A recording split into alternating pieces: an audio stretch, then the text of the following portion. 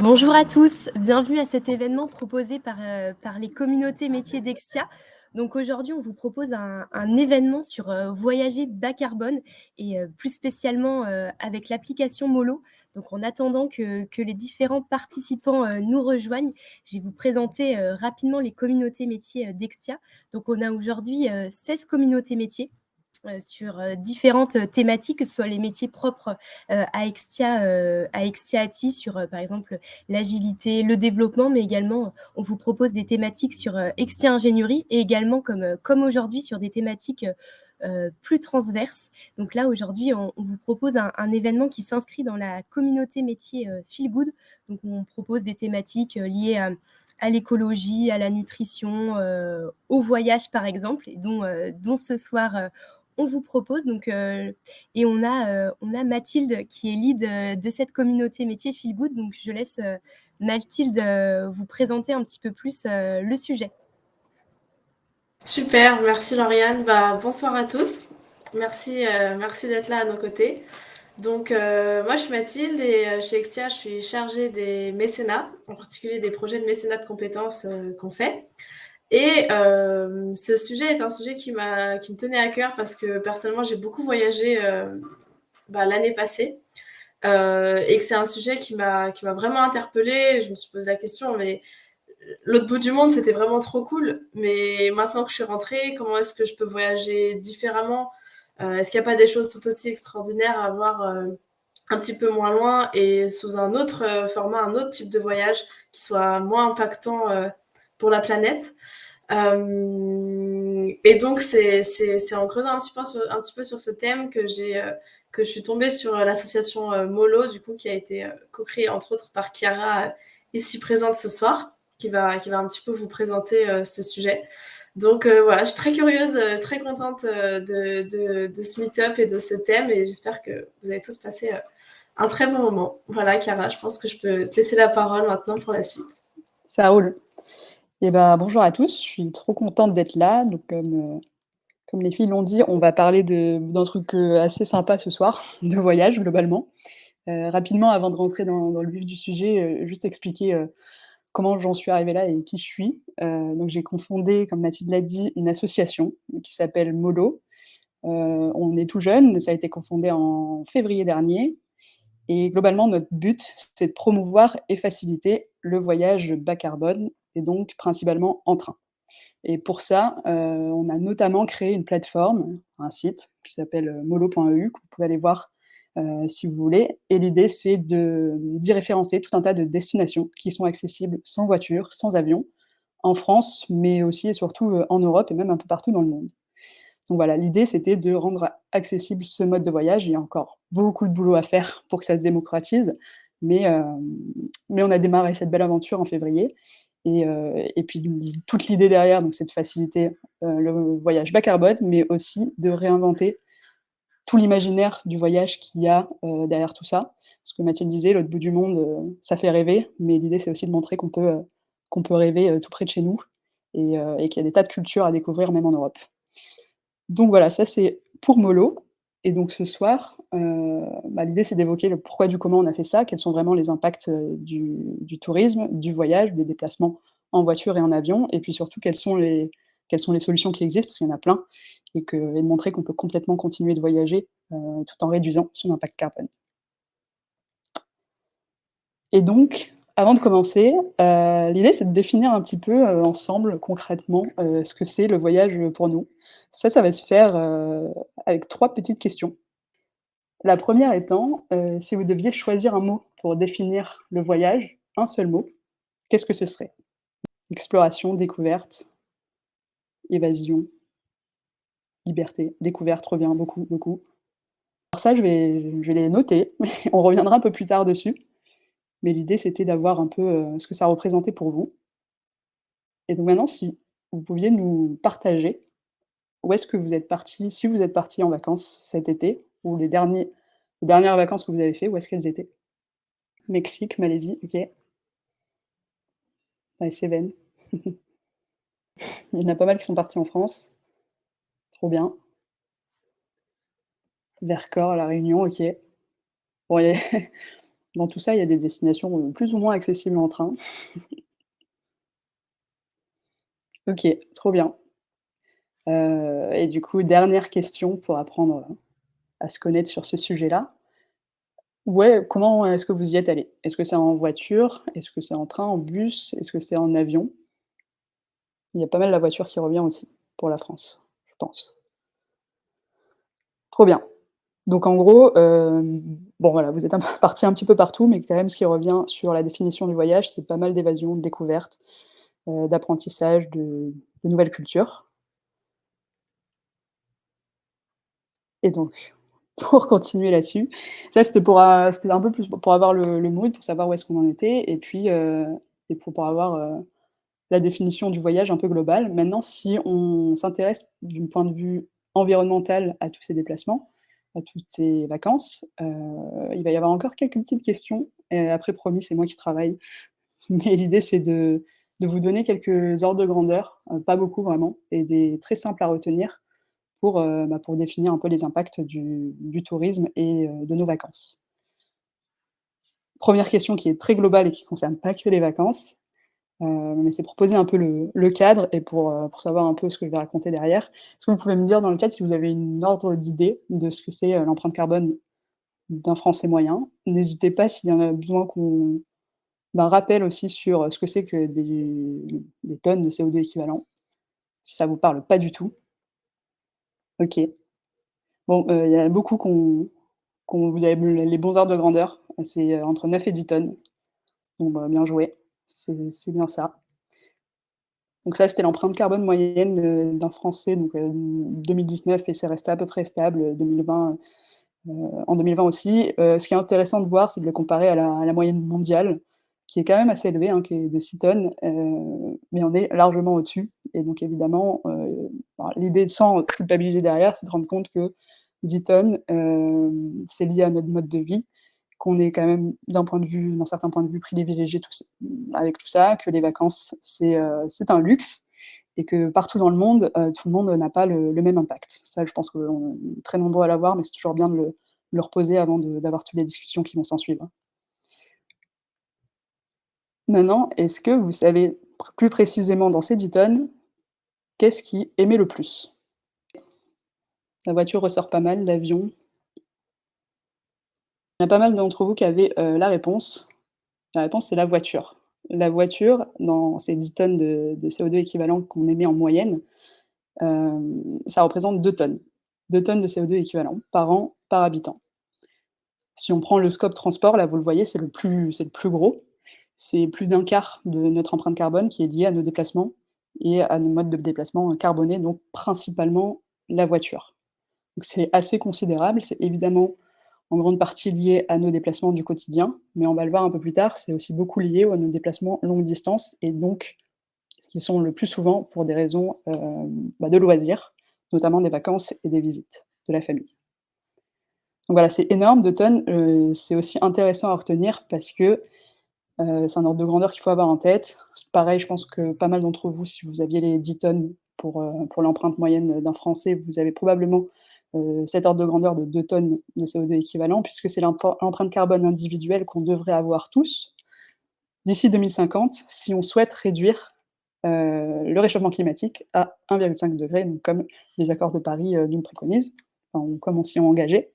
Donc en gros, on devrait passer de 10 à 2 tonnes et pour l'instant, ces 2 tonnes, ça représente que, ce qu'on émet avec nos voitures. Donc il y a évidemment un énorme boulot à faire et notamment sur notre utilisation, notre usage, des modes de transport carbonés comme la voiture. Prochaine question et c'est bientôt fini promis. Est-ce que, encore une fois, vous avez un ordre d'idée de combien émet un aller-retour Paris-New York en avion cette fois? Un peu plus difficile déjà, mais il y en a pas mal qui ont la réponse. En tout cas, ceux qui ont répondu ont la bonne réponse pour la plupart. C'est encore une fois ce fameux 2 tonnes c'est pour ça que c'est un ordre de grandeur qui est facile à retenir. Quand on parle de l'impact de l'avion, quelque chose qui est facile à avoir en tête, c'est qu'un aller-retour Paris-New York, on est déjà à 2 tonnes de CO2 équivalent émis. Donc si vous êtes parti, de l'autre côté de l'Atlantique en vacances, probablement que vous avez déjà émis en quelques heures de vol ce que vous êtes censé émettre sur toute une année d'ici 2050, ces fameuses 2 tonnes de CO2 équivalent. Donc c'est considérable, ce qui veut aussi dire, c'est plutôt une bonne chose, que c'est facile de les réduire, parce que c'est en quelques heures qu'on les a émises seulement. Mais ça, on le verra plus tard. Et donc dernière question, parce que c'est très bien de savoir combien émet l'avion, mais en comparaison aux autres moyens de transport, est-ce qu'il y a des alternatives qui sont moins carbonées? Oui, c'est sûr, le train, mais de combien? À votre avis, combien de kilomètres on peut faire en TGV avec 2 tonnes, avec ce fameux budget de 2 tonnes de CO2 équivalent? En TGV, donc pour cette question-là, je me fixe sur les chiffres de la France, donc. Eh bien, c'était plus gros. C'était 850 000 kilomètres, donc ça parle pas beaucoup, dit comme ça, mais globalement, c'est, 20 fois le tour de la Terre, ce qui fait quand même beaucoup, beaucoup de voyages, VS un aller-retour seulement Paris-New York. Et donc là, l'idée, c'était de vous donner un dernier ordre de grandeur, après les 10 tonnes pour l'empreinte carbone moyenne d'un Français, après les 2 tonnes pour ce que ça représente, heu, la voiture dans notre empreinte carbone et un aller-retour Paris-New York. Bah, le dernier, c'est de se rappeler que les émissions, enfin, si vous voyagez en train, en TGV, notamment en France, c'est entre 10 et 100 fois moins d'émissions que si vous faisiez le même trajet en avion. Voilà, on n'est pas sur 10 000, 100 000 fois moins, mais on n'est pas non plus sur 2 fois moins. C'est quand même assez considérable de faire le choix du train plutôt que de l'avion, ou de réduire l'avion en tout cas. Donc voilà, ça c'était pour quelques ordres de grandeur. Maintenant, je vous laisse tranquille, promis, et je vais détailler un peu plus ce sujet-là des vacances. Parce que bon, mobilité, voiture, transport, évidemment dans le scope des 2 tonnes dont on a parlé tout à l'heure, il y a pas seulement les vacances, mais représentent une partie importante de ce périmètre-là. En gros, globalement, le tourisme en France, si on ça va pas forcément vous parler, mais un Français moyen va faire 5 000 kilomètres par an, par individu, pour des vacances seulement. Donc pour ses loisirs, pour aller voir la famille, mais pas dans le cadre, c'est-à-dire qu'on enlève tout le cadre, professionnel. Ce qui est intéressant de voir, si 5 000 kilomètres ça parle pas beaucoup, c'est que, à peu près les 3/4 sont faits en voiture, même en France. Donc 14 en train, ce qui est pas mal. Il faut savoir qu'en France, on a une part modale qui est dédiée au train, qui est quand même assez forte, par rapport au reste de l'Europe, ce qui est très, très bien, et c'est notamment lié au fait qu'on a un réseau ferroviaire qui, même si on aime beaucoup, le critiquer, qui est très bon, avec des TGV que beaucoup de pays nous envient. Mais ça reste tout de même largement inférieur par rapport à l'utilisation de la voiture, et puis l'avion, seulement 9. Donc ça peut paraître très peu, mais le truc, c'est que ça, c'est sur, l'utilisation en termes de kilomètres. Par contre, si on regarde les émissions qui sont liées à ces différents modes de transport, et ben, on se rend compte que si l'avion, ce n'est que, 9 des kilomètres qu'on fait, pour nos vacances, ça représente 42, presque la moitié des émissions de nos vacances. Parce qu'évidemment, l'avion émet beaucoup plus, même qu'un trajet en voiture, et évidemment qu'un trajet en train. Après, on vous a mis là, ici, si ça vous intéresse, les autres scopes d'émissions des vacances, mais bon, l'alimentation, l'hébergement, on l'a quand même souvent aussi dans notre vie du quotidien, et il faut savoir que les 3/4, des émissions, liées aux vacances et au tourisme, et ben, c'est le mode de transport, c'est les déplacements. Et de manière plus globale, le tourisme en France, ça représente 7 des émissions annuelles de gaz à effet de serre. Donc c'est vraiment pas négligeable.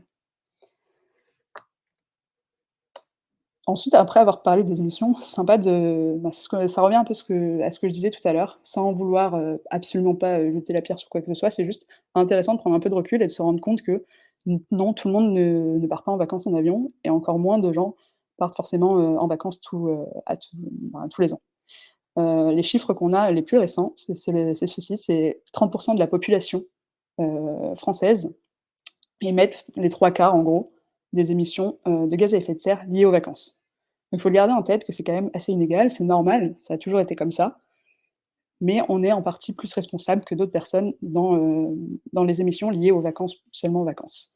Si on prend au niveau mondial, la différence, elle est encore plus énorme, puisque, il y a seulement, ça c'est un bon chiffre à retenir aussi, 1 de la population mondiale qui est responsable de plus de 50 des émissions liées à l'aviation commerciale. Donc c'est considérable, et c'est intéressant voilà, de garder en tête que l'avion s'est vachement développé ces dernières décennies, mais beaucoup au profit d'une certaine partie de la population. Et donc malgré tout ce qu'on peut dire que ça a permis de démocratiser, le voyage, mais on n'a pas embarqué forcément tout le monde dans l'histoire. Et enfin, après j'arrête de balancer des gros chiffres parce que ça fait beaucoup d'informations, mais je voulais quand même évoquer, le sujet du prix parce que je sais et vous pouvez d'ailleurs, n'hésitez pas à poser vos questions là-dessus, mais je sais que c'est un gros sujet et que, quand on parle de voyage en train et de promouvoir le voyage en train, évidemment, un des premiers trucs qu'on va nous dire, c'est: «Oui, mais ça coûte cher le train par rapport au billet d'avion», ce qui est complètement vrai. Ça a été prouvé, il y a eu des études qui sont sorties d'ailleurs récemment. Le train coûte beaucoup plus cher que l'avion et ça malheureusement, on peut pas forcément jouer dessus nous directement. Par contre, ce qui est intéressant, c'est de comprendre pourquoi est-ce qu'on paye plus cher un billet de train. Ça, je vais vous apporter une réponse pour la France, c'est pas forcément la même chose dans d'autres pays. Mais en gros, ce qu'il faut garder en tête, c'est que quand vous payez un billet de train, il y en a 50 qui vont revenir, OK, à la compagnie ferroviaire, à la SNCF et qui en a besoin pour maintenir des rames de TGV qui sont quand même assez lourdes en termes de maintenance. Mais il y en a aussi beaucoup qui partent en taxes. Il y a 40 du billet de train qui part en redevance aux transporteurs. En gros, c'est la SNCF qui va payer un péage à une autre branche de la SNCF qui s'appelle SNCF Réseau et qui s'occupe que du réseau, que des rails globalement. Et donc qui va payer l'utilisation des rails et l'utilisation de l'électricité sur ces rails. Et ça représente 40 du billet de train, ce qui est énorme. Dans d'autres pays, c'est un peu moins élevé, notamment parce qu'ils n'ont pas des lignes TGV qui sont très, consommatrices, et qui sont très dures à maintenir et aussi parce qu'ils ont des États qui vont apporter un peu plus de subventions dans la maintenance du réseau. Et dans ces 40 il y a donc, j'ai dit l'électricité qui est elle-même taxée à 20. Donc voilà, c'est une grosse partie qui revient aux taxes et à ça on rajoute une partie qui est la TVA. En fait, on paye 10 de TVA dans chacun de nos billets de train. Alors qu'en avion, le kérosène n'est pas taxé, contrairement à l'électricité qui est taxée pour le train. Donc c'est-à-dire qu'un litre de kérosène, c'est 80 centimes, c'est 80 centimes d'euros, ce qui est quand même, si vous avez les ordres de grandeur de ce que vous payez pour votre voiture, c'est largement avantageux pour le secteur aérien.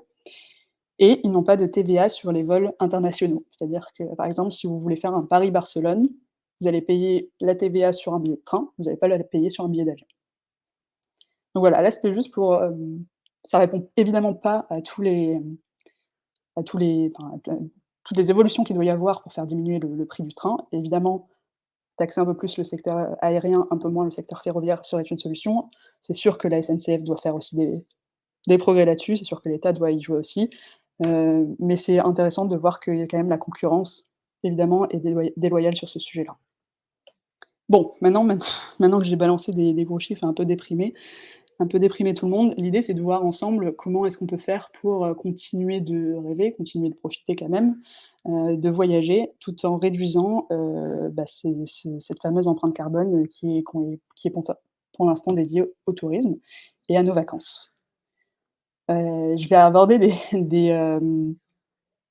voilà, des solutions très simples, très basiques, mais qui pourtant font une très grosse différence et donc c'est pour ça que je les martèle un peu au quotidien et permettent à la fois profiter de son voyage et à la fois, pas culpabiliser parce qu'on a réussi à émettre, un peu moins, cette fois-ci. La première étant assez évidente, voyager moins loin. Ce qui veut dire voyager moins loin, ça veut pas dire arrêter de voyager et ça veut pas dire, arrêter de voir des choses incroyables. Il faut se rendre compte qu'on est dans un pays et sur un continent qui regorge de paysages assez incroyables. Toutes les photos que vous voyez derrière, c'est en France ou en Europe. Donc on n'est pas forcément obligé de partir à l'autre bout du monde pour observer, des merveilles comme celles que vous voyez là. Et moi la première, hein, comme disait Mathilde qui a beaucoup voyagé l'année dernière, moi j'ai pas mal voyagé aussi et je m'en suis rendu compte à ce moment-là, en revenant en France, en voyageant un peu autour, qu'en fait on avait un pays qui était incroyable et que je m'étais même pas, déjà préoccupée de découvrir à fond la France et l'Europe, et que ça m'émerveille tout autant. La deuxième, c'est, enfin ça je pense qu'on commençait à l'avoir en tête, c'est préférer le train plutôt que l'avion ou la voiture. Et là-dessus voilà, c'est là-dessus qu'on essaye de jouer au maximum avec mollo. La question, enfin, ce qu'on nous a beaucoup, martelé quand on a commencé sur ce projet-là, c'était de savoir si c'était faisable en fait d'aller, jusqu'à Istanbul en train. Est-ce que c'est faisable d'aller jusqu'en Norvège en train? Parce que là, je viens de vous balancer des paysages qui sont partout en Europe, mais qui sont pas forcément très proches de la France. Est-ce que c'est faisable d'y aller sans avion? La réponse est oui, globalement. Le réseau ferroviaire européen est un des plus denses au monde. Il a plein de défauts. Il y a plein de choses à améliorer, ça c'est sûr, mais il a le mérite d'exister et d'être très, très dense et de pouvoir nous mener dans tous ces endroits-là. Globalement, en Europe, si vous jumelez, train et parfois bus, vous pouvez aller très loin en fait et même plus loin que l'Europe. La troisième bonne pratique, c'est évidemment, essayer de choisir aussi un logement qui est en cohérence avec tous ces engagements-là. Parce que voilà, c'est bien beau d'essayer d'y aller en train et de voyager un peu moins loin, mais c'est aussi important de considérer la part du logement, dans tout ça et voilà, de se rappeler que ça aussi, ça a un impact, il y a beaucoup d'hébergeurs qui font beaucoup d'efforts là-dessus, sur l'utilisation de l'eau notamment, sur leur approvisionnement en électricité et c'est non négligeable et donc il faut le garder en tête, même si, on l'a vu, les transports, c'est les 3/4 des émissions, le logement, arrive plus derrière. Donc pour ça, je vais vous donner des sites juste après, mais à garder en tête. Et enfin la dernière, donc voilà, on reste sur des bases, hein, mais qui font une énorme différence encore une fois. Préférer des activités sur place qui sont durables parce que voilà, encore une fois, si on va, jusqu'en Grèce sans avion, mais qu'une fois sur place, on loue des bateaux à moteur et qu'on fait du quad, bon la cohérence y est un peu moins. Bon, ça on a de la chance, il y a plein d'activités, qui sont, totalement en cohérence avec les enjeux environnementaux, un peu partout, que ce soit du vélo, que ce soit de la randonnée, ce soit de la plongée, hem et pour ça, il y a aussi plein de sites qui vous permettent de les trouver facilement. Donc globalement, si on résume, c'est assez simple, on peut continuer de voyager, il faut juste, peut-être voyager un petit peu moins loin. Préférer plutôt le train à l'avion ou la voiture. Ça, c'est le scope sur lequel on joue avec Molo et donc sur le transport et sur les idées de destination et ensuite, toujours garder en tête qu'il faut aussi essayer de choisir un peu mieux son hébergement. Donc ça, il y a des sites comme Gringo et WeGo Greener qui vous permettent, surtout en France pour l'instant, de trouver des hébergements qui checkent toute une liste d'engagements environnementaux et ce qui n'est pas forcément simple, hein, quand on gère beaucoup de logements et d'hébergements. Et ensuite préférer des activités bas carbone et ça pareil, il y a plein de sites, qui vous aident pour trouver des vélos. Il y a un site incroyable qui s'appelle, Loki, qui vous permet de trouver des loueurs de vélos un peu partout en France, qui essayent de réfé ils font un travail au quotidien, là, ils ont référencient pardon, de plus en plus chaque jour, des loueurs de vélos tous disponibles sur une même plateforme, peu importe où vous allez en France. Il y a des sites comme Chilloway, enfin des agences, on va dire, de voyage comme Chilloway et Decathlon Travel qui proposent, des activités en pleine nature, que ce soit pour les débutants, pour les plus confirmés. Donc ça, c'est si vous cherchez quelque chose d'un peu plus, clé en main et tout en étant, en accord avec, plein d'engagements, pour le coup les 2 environnementaux au préalable, avant de lancer les offres, enfin de mettre à disposition les offres sur leur site. Ils checkent vraiment énormément de choses, d'un point de vue environnemental. Donc tout ça, moi évidemment, c'est mon sujet, c'est notre sujet avec Molo. Je voulais faire un focus sur le train parce que, encore une fois, c'est le pôle le plus émetteur dans un voyage, dans l'empreinte carbone liée au tourisme et aux vacances et donc c'est celui qui permet d'avoir l'action la plus immédiate sur l'empreinte de vos voyages. C'est comme ça que je le vois. Quand je vois quelque chose de très émetteur, je le vois pas forcément comme quelque chose de négatif, je le vois plutôt comme quelque chose qui va me permettre de réduire moi mon empreinte hyper facilement, parce que c'est un truc sur lequel je dois jouer. Donc ce qu'on essaye de tacler avec Molo et ce qu'on martèle au quotidien, c'est que quand on dit limiter l'avion, moi la première dans mon esprit, limiter l'avion au début, je me suis dit: «OK, ça veut dire que je vais beaucoup moins voyager». Sauf que c'est complètement faux. L'idée, c'est qu'au contraire, ça va peut-être limite nous permettre de voyager encore plus. Aujourd'hui, sur le site Molo, on a une cinquantaine de destinations et je vous cite même pas le nombre de villes qu'il y a sur le site, parce que pour chaque destination, évidemment, ce qui veut dire voyager en train, veut dire prendre un peu plus le temps, s'arrêter en chemin et donc découvrir plein d'autres villes sur le chemin et donc finalement, c'est faire, plusieurs voyages en un et donc ça ne veut absolument pas dire arrêter de voyager, ça ne veut absolument pas dire: «Arrêtez d'aller un petit peu loin». On l'a vu, la Norvège est accessible en train, la Turquie est accessible en train, la Grèce est accessible en train, le Maroc est accessible en train plus ferry, donc il y a des tas de possibilités et en plus, on découvre plein de choses sur le chemin.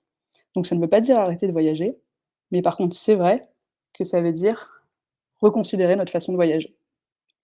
Il faut voir en fait le trajet comme une part intégrante du voyage.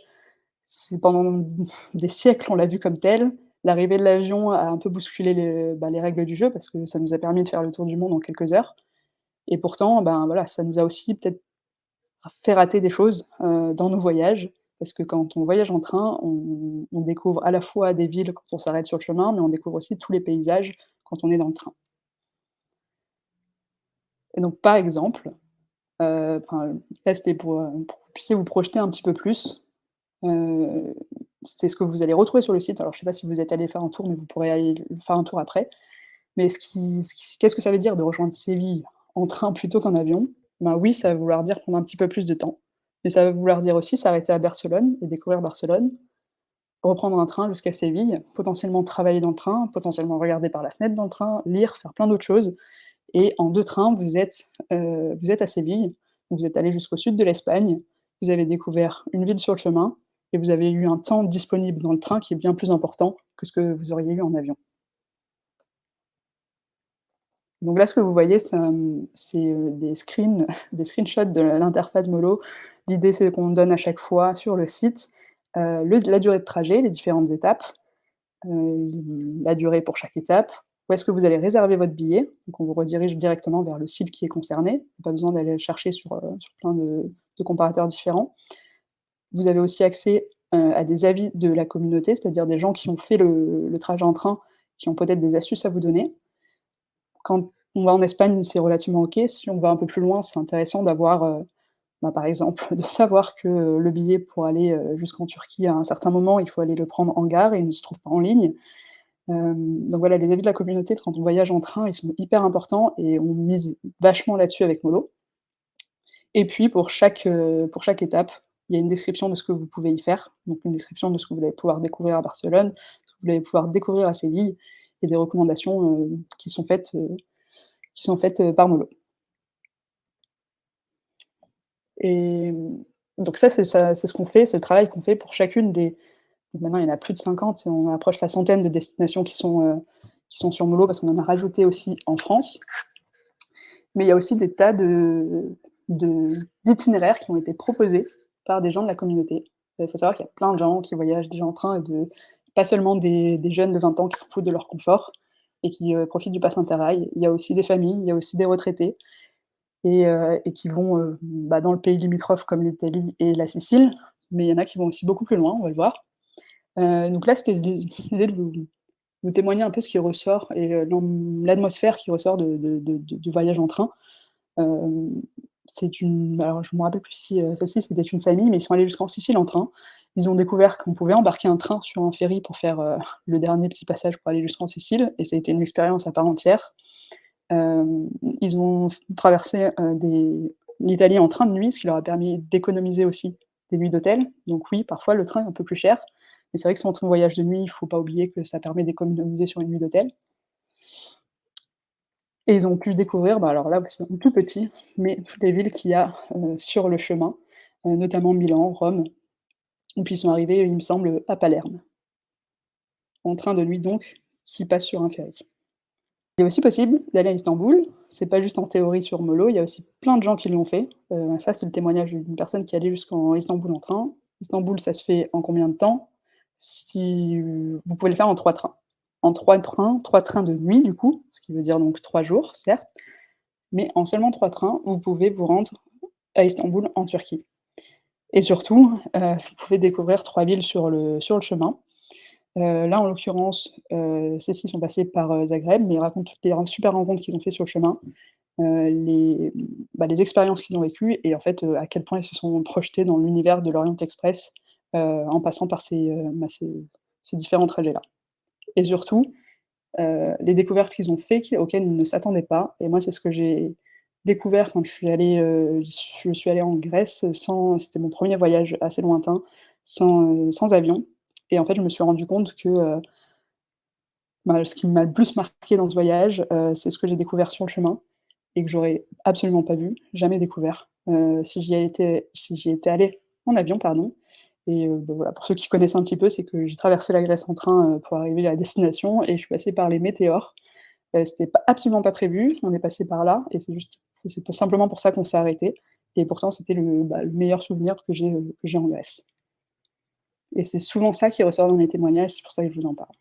D'ailleurs, voilà, je balance plein de de témoignages qu'on nous a, référencés sur le site, mais s'il y en a parmi vous qui en ont fait, qui sont allés un peu loin ou même pas forcément très loin en train, hein, mais qui se reconnaissent dans ce genre de témoignages, n'hésitez pas à le dire dans le chat aussi.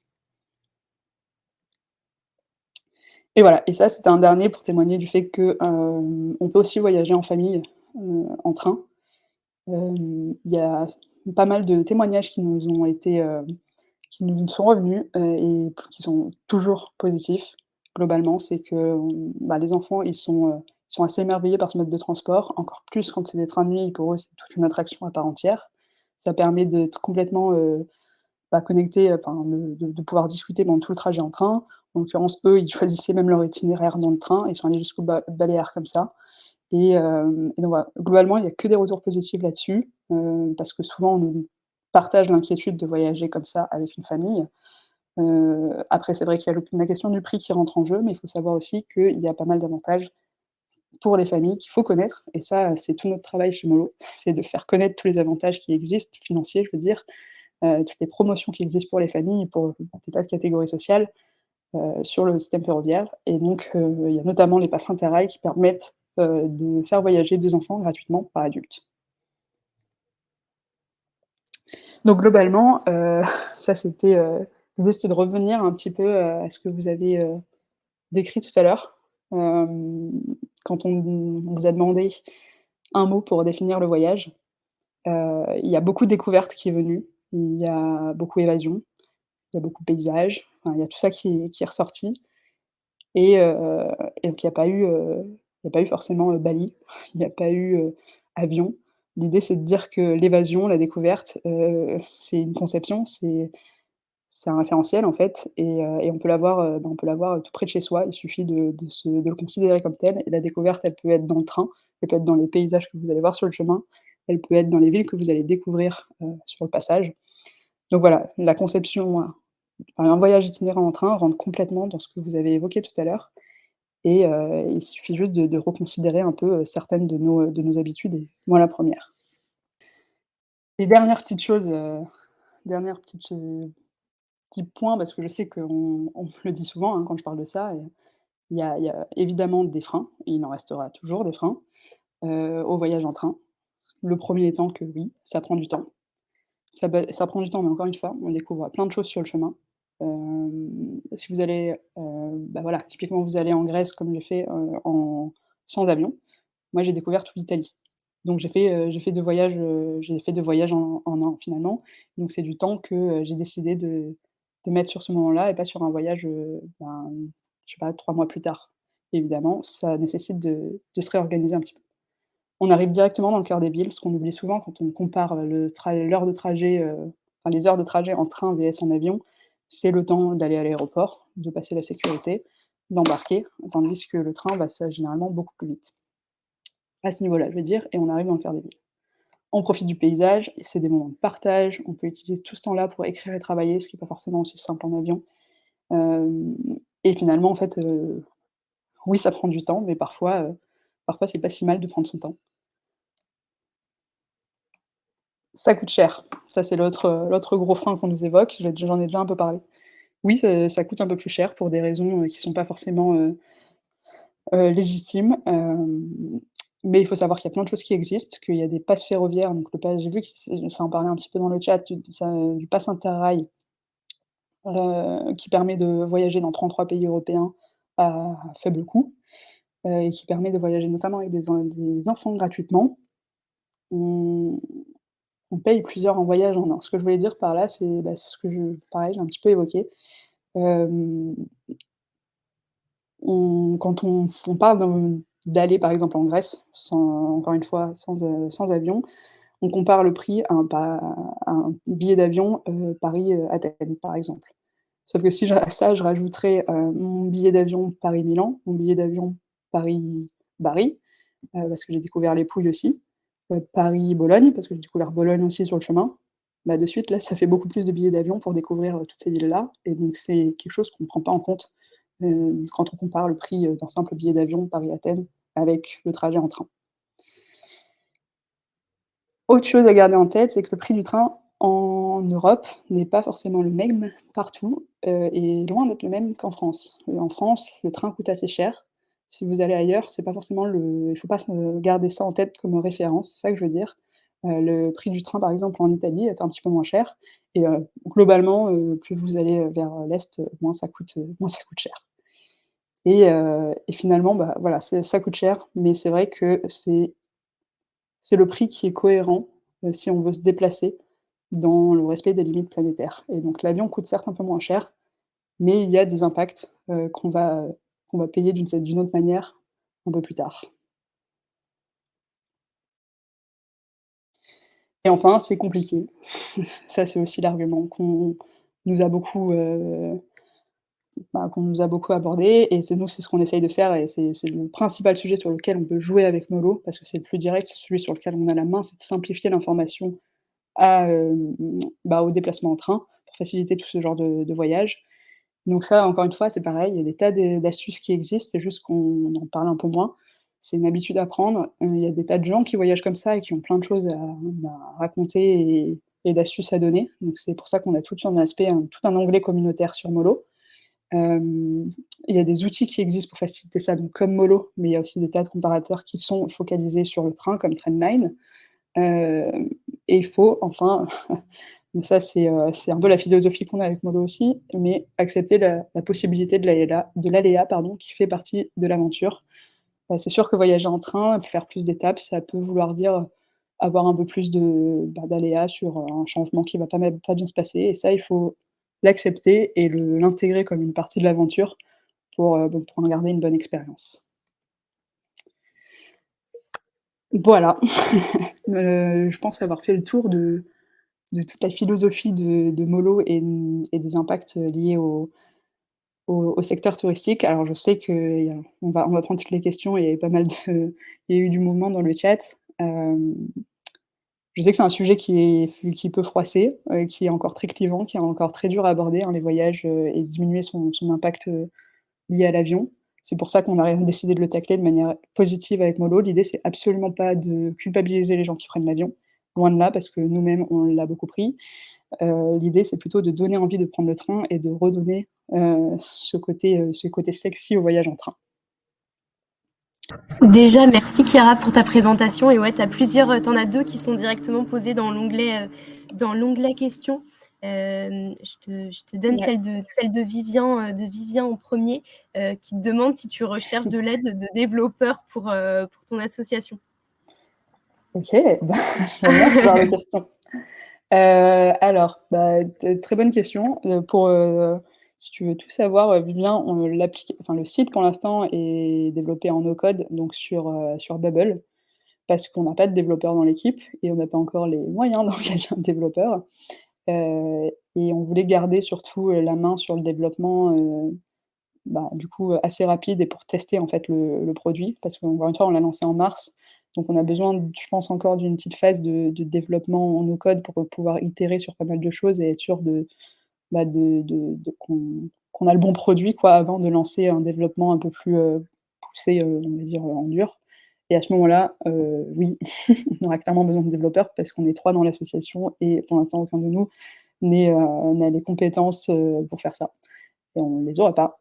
Donc c'est sûr que là, à ce moment-là, il faudra faire appel à des gens compétents. Mais pour l'instant, l'idée c'est qu'on continue encore un petit peu sur du no code pour pouvoir garder la main et itérer rapidement sur certaines fonctionnalités. On demande aussi s'il est possible de réserver directement un voyage, sur Molo, si en fait la plateforme elle permet directement de réserver.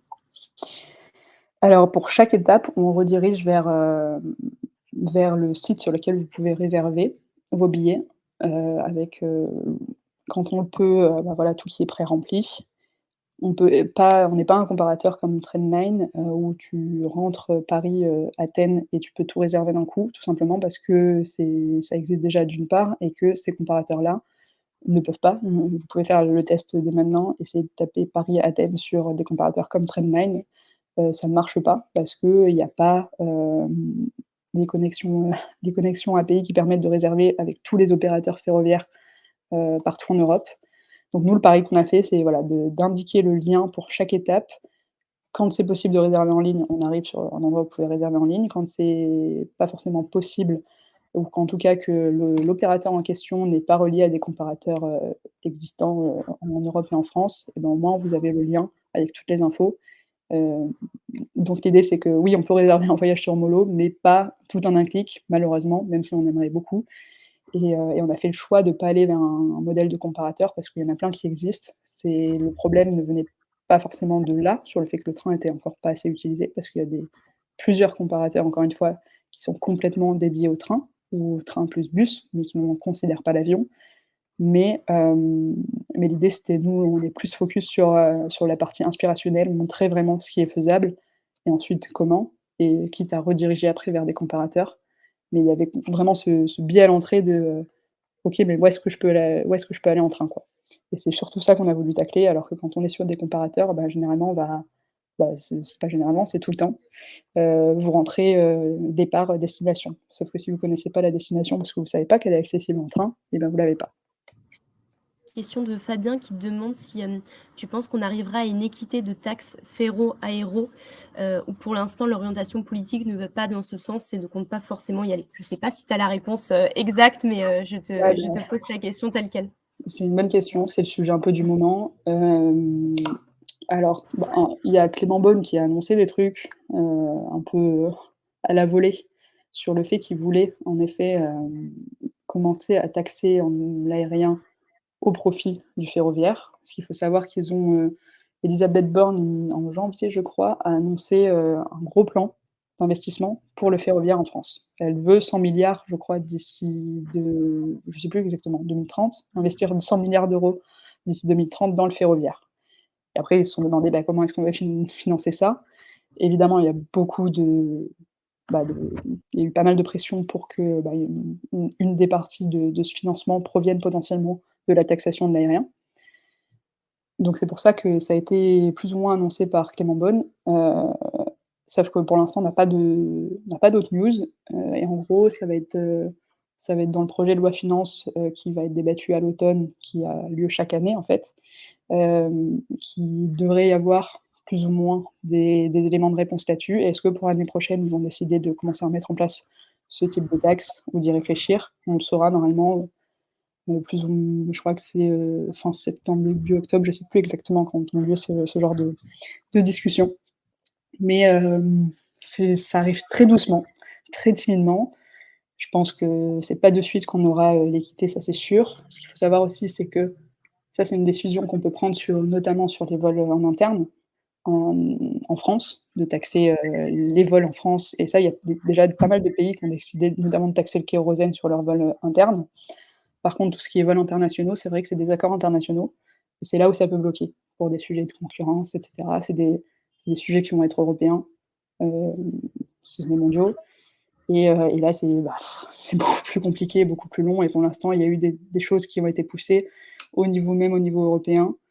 Hem Et Karim Adeli notamment qui avait poussé, juste peut-être que vous en avez entendu parler, une histoire de ticket climat, mais c'est quelque chose qui est hyper dur, à pousser et à débattre, sur une chaîne, sur une scène mondiale, pardon, et puis surtout il y a des gros lobbies derrière, et justement le lobby de l'aérien, à la réponse en répondant au sujet de Clément Beaune qui avait annoncé potentiellement vouloir taxer, l'aérien au profit du ferroviaire, bah, ils sont montés, très vite, au créneau pour dire qu'ils étaient pas forcément contre une taxe, donc c'est qu'ils peuvent, ils peuvent, se le permettre, mais ils veulent que ça finance la décarbonation du secteur aérien.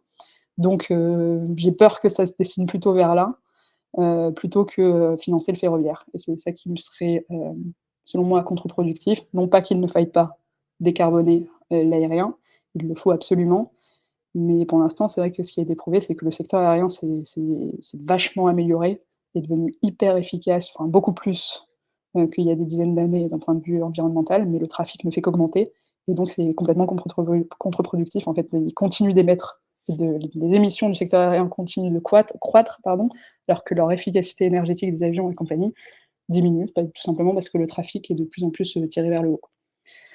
Donc voilà, je sais pas si ça répond à la question, j'espère qu'un jour on arrivera à l'équité, mais pour l'instant on en est loin, ça commence à peine à être évoqué pour une potentielle petite taxe en France, donc on verra. Mais ça va quand même dans le bon sens, je pense. Eh bien, merci beaucoup Chiara pour ta présentation. Je pense que ça a donné, pas mal d'idées. C'était très inspirant, donc merci beaucoup et Ben, merci à merci à vous. tous d'avoir, aussi assisté, à l'événement, et d'être restés jusqu'au bout. Donc merci beaucoup.